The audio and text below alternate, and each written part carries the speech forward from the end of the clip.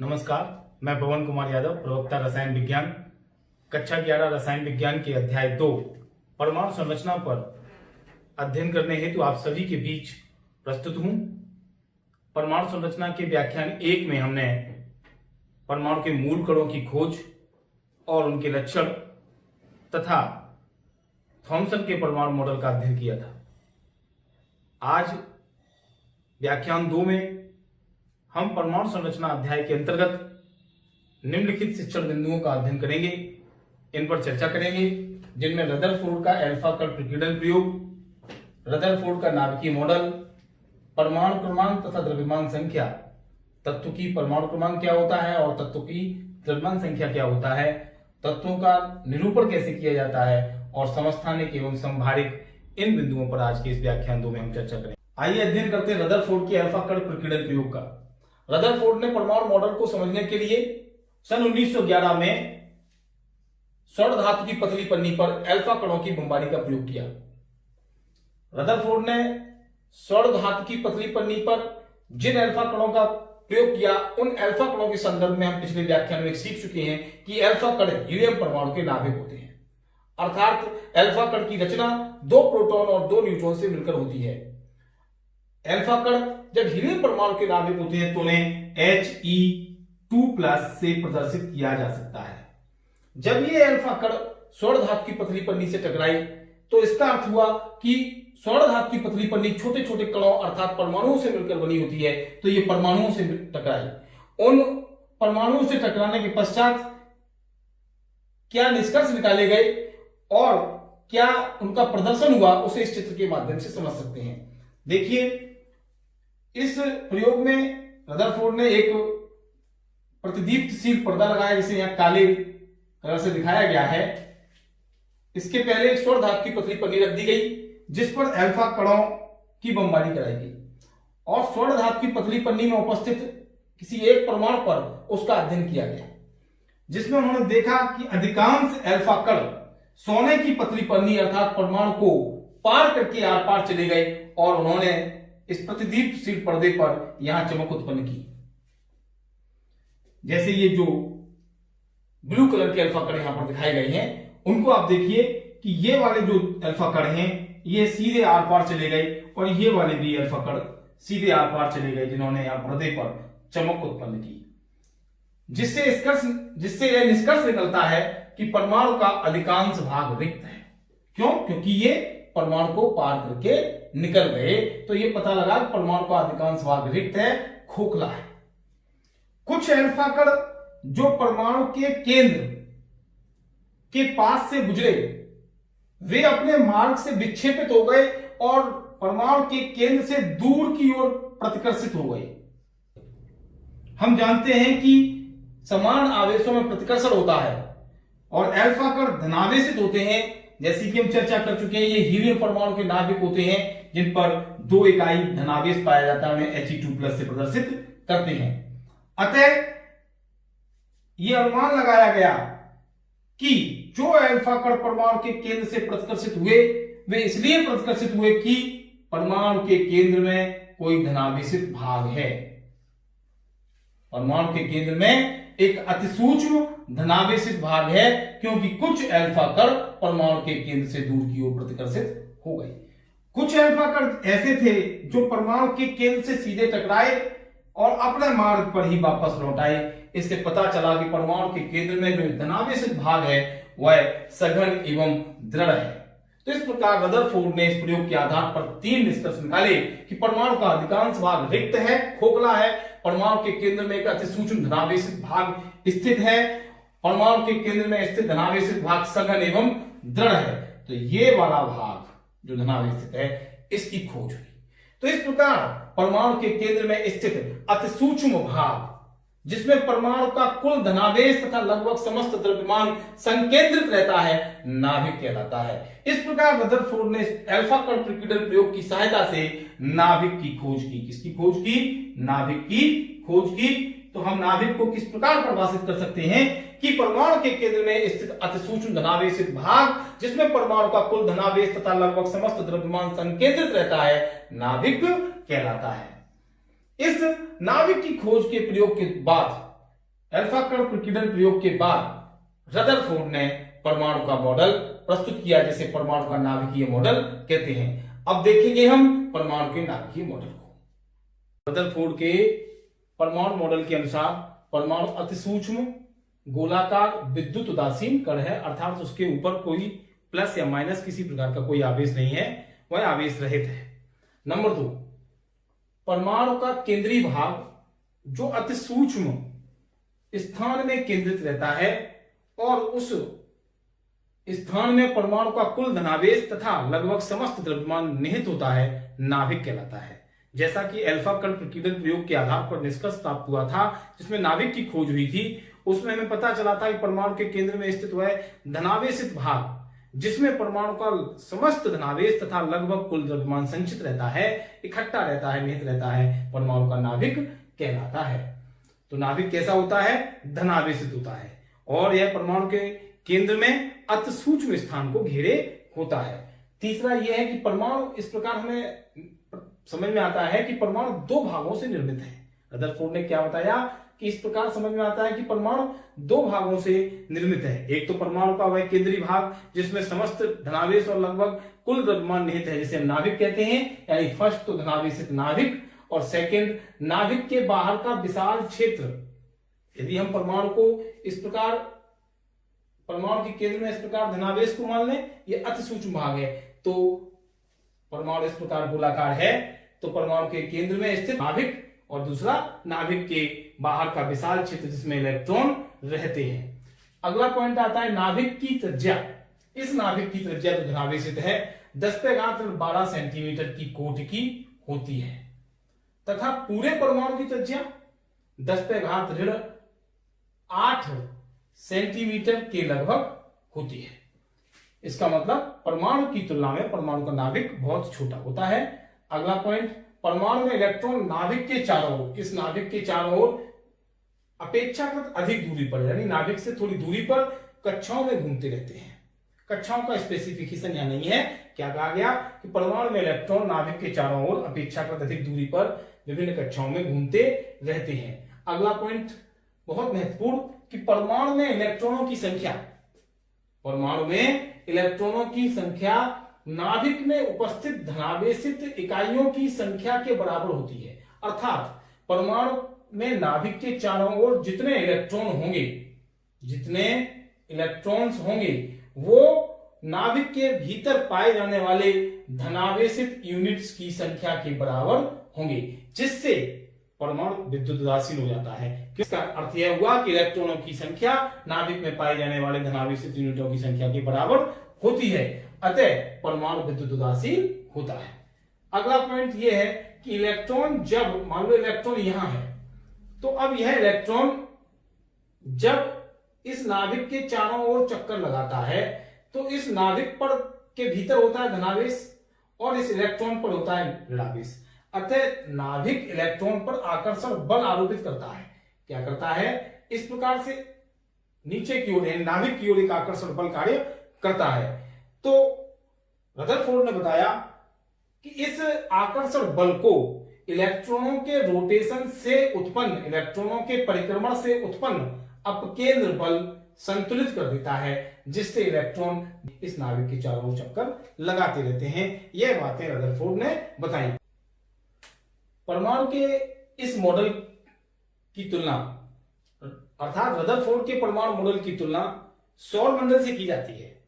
Rutherford ने बताया जिस प्रकार सूर्य के चारों ओर विभिन्न ग्रह चक्कर लगाते हैं, ठीक उसी प्रकार परमाणु में नाभिक के चारों ओर इलेक्ट्रॉन परिक्रमण करते हैं, चक्कर लगाते हैं, इसलिए इसे सौर मॉडल भी कहा जाता है। अब हम देखेंगे रदरफोर्ड मॉडल की कुछ दोष हैं, कुछ कमियां हैं।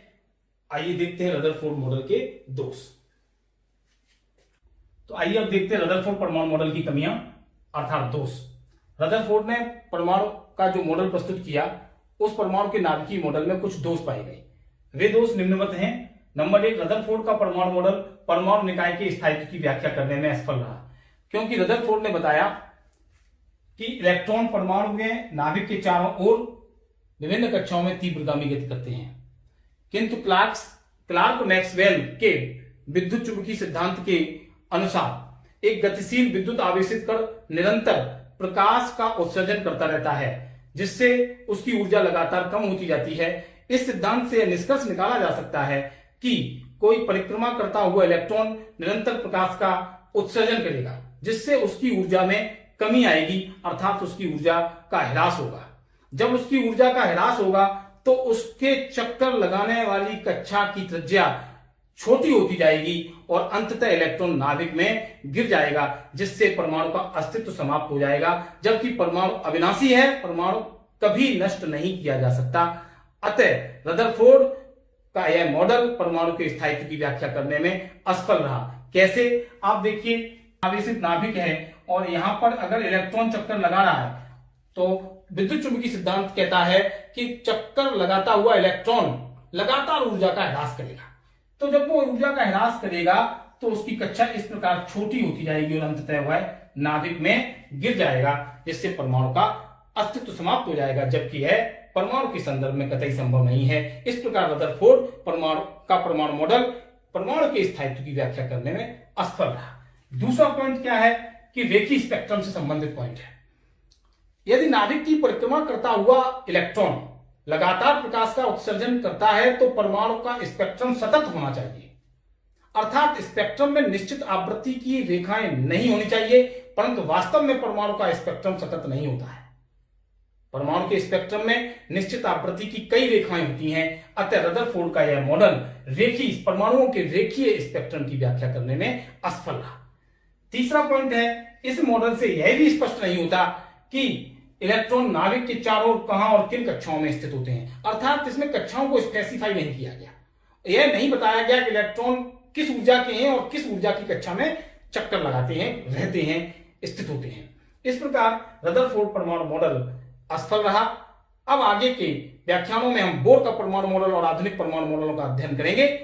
अभी हमने अध्ययन किया रदरफोर्ड परमाणु मॉडल और उसके दोष। आइए अब अध्ययन करते हैं परमाणु क्रमांक का, कि तत्व का परमाणु क्रमांक क्या है।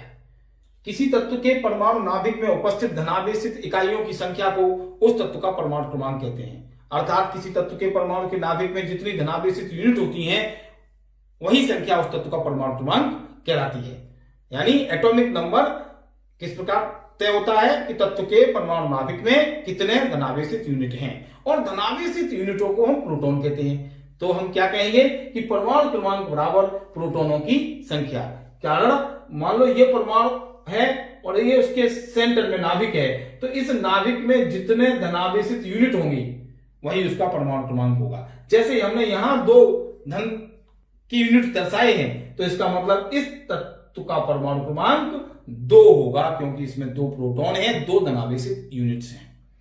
परमाणु क्रमांक को Z से प्रदर्शित करते हैं, तो Z बराबर हो गया P, और प्रोटॉनों की संख्या हम जानते हैं इलेक्ट्रॉनों की संख्या के बराबर होती है, क्योंकि परमाणु विद्युत उदासीन होता है। इसलिए परमाणु के केंद्र में जितने धनावेशित इकाई होती हैं, उतने ही नाभिक के बाहर इलेक्ट्रॉनों की संख्याएं होती हैं।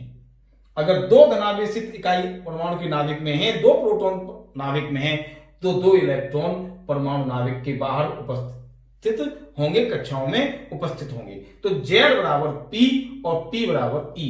तो एक फॉर्मूला बन जाता है Z equal to P equal to E। तो परमाणु क्रमांक बराबर प्रोटॉनों की संख्या बराबर इलेक्ट्रॉनों की संख्या। अब हम देखते हैं द्रव्यमान संख्या क्या होती है।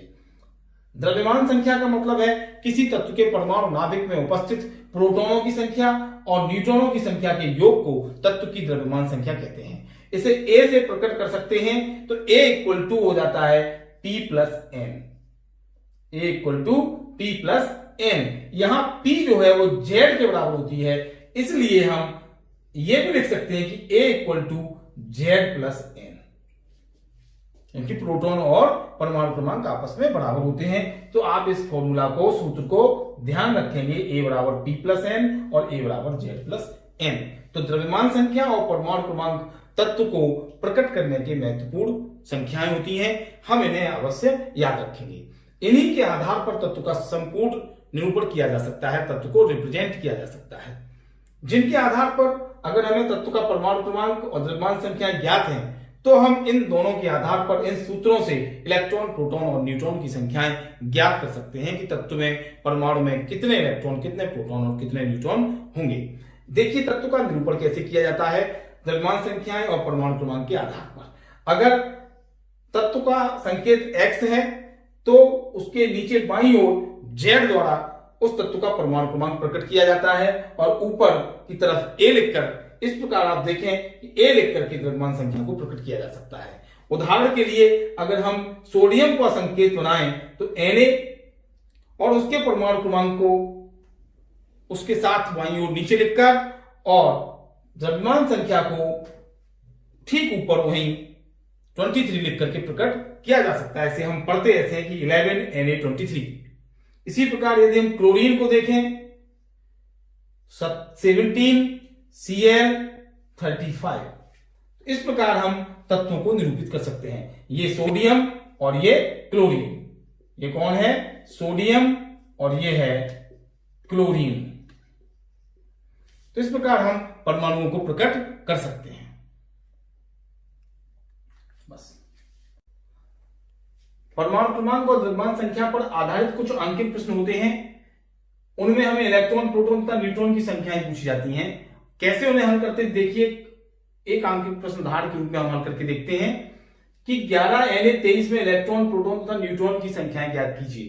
इस 11 Na23 में हमें दो चीजें मिल रही हैं कि Z इक्वल टू 11, जो हमने अभी पीछे सीखा कि नीचे जो संख्या लिखी होती है उसे हम परमाणु क्रमांक और ऊपर बाईं ओर जो संख्या लिखी होती है उसे हम द्रव्यमान संख्या कहते हैं। परमाणु क्रमांक को Z से प्रकट करते हैं, इसलिए Z इक्वल टू हुआ 11 और A द्रव्यमान संख्या A से प्रकट की जाती है, इसलिए A हुआ 23।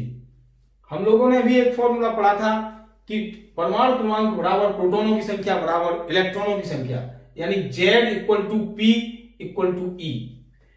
जब Z इक्वल टू 11 है तो हम सीधे लिख सकते हैं, क्योंकि ये तीनों आपस में बराबर होते हैं, कि प्रोटॉन भी 11 और इलेक्ट्रॉन भी 11। अब एक फॉर्मूला हम लोगों ने और पढ़ा कि A equal to P plus N, यानी द्रव्यमान संख्या प्रोटॉनों की संख्या और न्यूट्रॉनों की संख्या के योग के बराबर होती है। तो N बराबर हो जाएगा A माइनस P। तो N बराबर होगा A की वैल्यू 23 और P की वैल्यू 11 रखने पर N की वैल्यू आती है 12। इस प्रकार प्रोटॉनों की संख्या 11 आई है, इलेक्ट्रॉनों की संख्या भी 11 आई है और न्यूट्रॉनों की संख्या 12 आई है।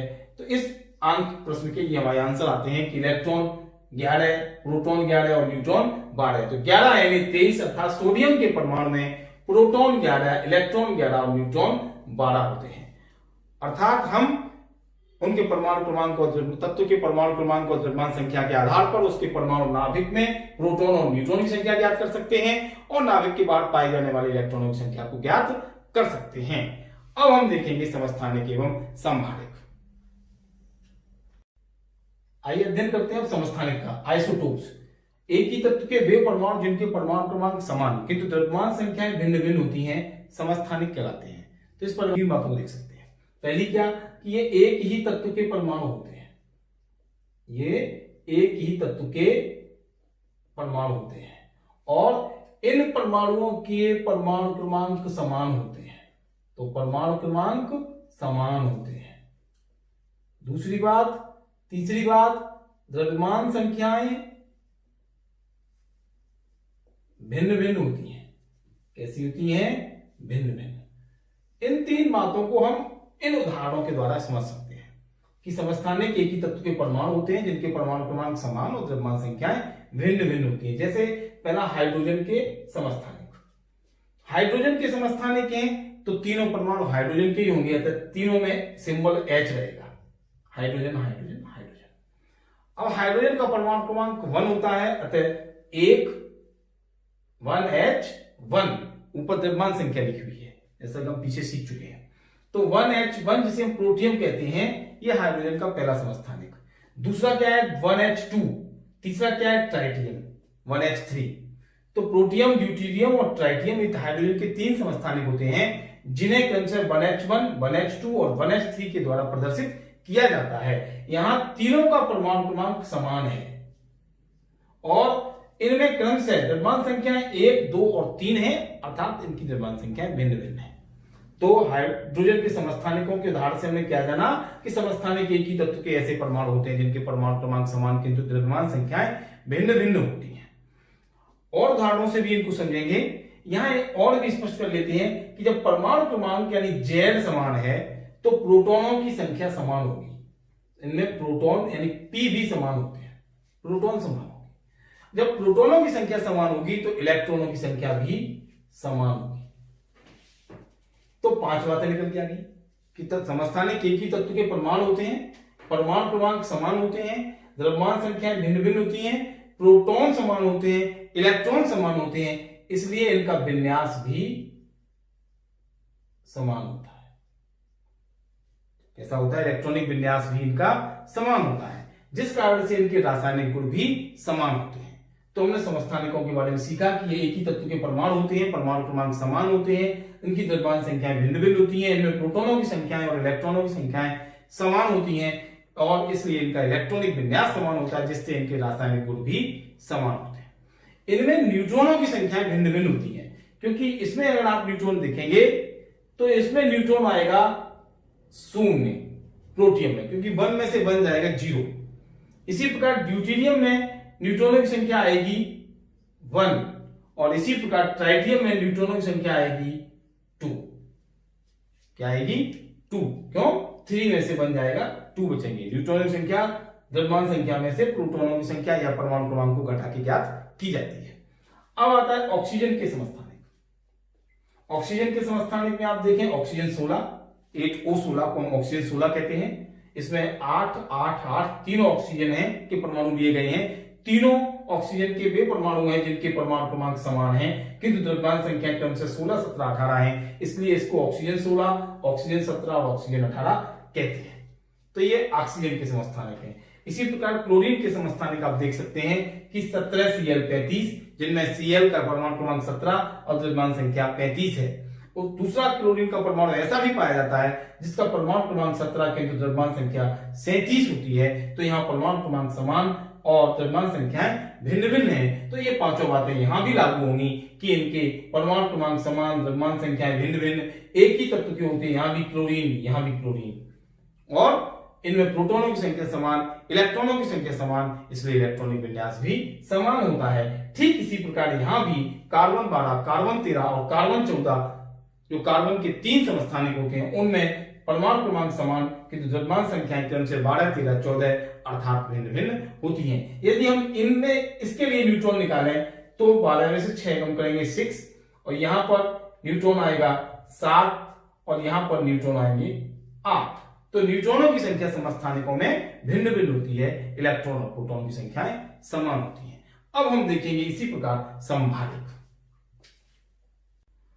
संभारिक को इस प्रकार परिभाषित किया जा सकता है कि भिन्न भिन्न तत्वों के वे परमाणु जिनकी द्रव्यमान संख्याएं समान, अब द्रव्यमान संख्याएं समान है किंतु परमाणु क्रमांक भिन्न भिन्न होते हैं, समभारिक कहलाते हैं। यानी समान द्रव्यमान संख्या वाले ऐसे परमाणु जो भिन्न भिन्न तत्वों के होते हैं और उनके परमाणु क्रमांक भिन्न भिन्न होते हैं, संभारिक कहलाते हैं। उदाहरण 18 आर्गन 40 जिसे आर्गन कहते हैं, 19 पोटेशियम 40, 19 K40 जिसको पोटेशियम, 20 Ca40 जिसको कैल्शियम कहते हैं।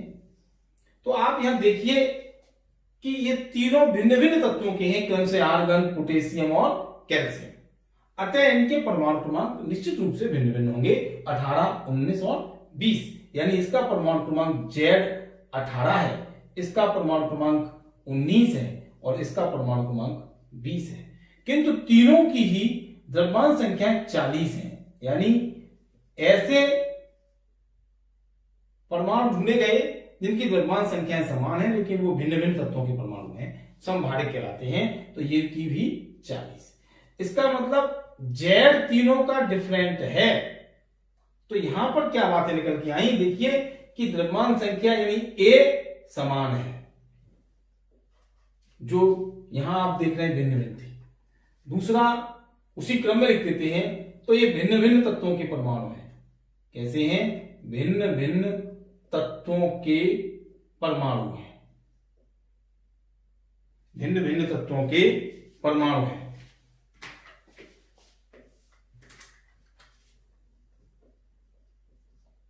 पहली बात। दूसरी बात, इनके परमाणु क्रमांक भिन्न भिन्न है, अलग अलग है। तीसरी बात, द्रव्यमान संख्याएं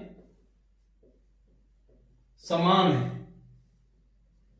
परमाणु क्रमांक Z भिन्न भिन्न है, इसलिए प्रोटॉन भिन्न भिन्न है, P इनका डिफरेंट होगा। इलेक्ट्रॉन इनमें भिन्न भिन्न होंगे, जैसे यहां प्रोटॉन होंगे 18, इलेक्ट्रॉन भी 18, यहां प्रोटॉन होंगे 19, इलेक्ट्रॉन भी 19, यहां प्रोटॉन होंगे 20, इलेक्ट्रॉन भी 20।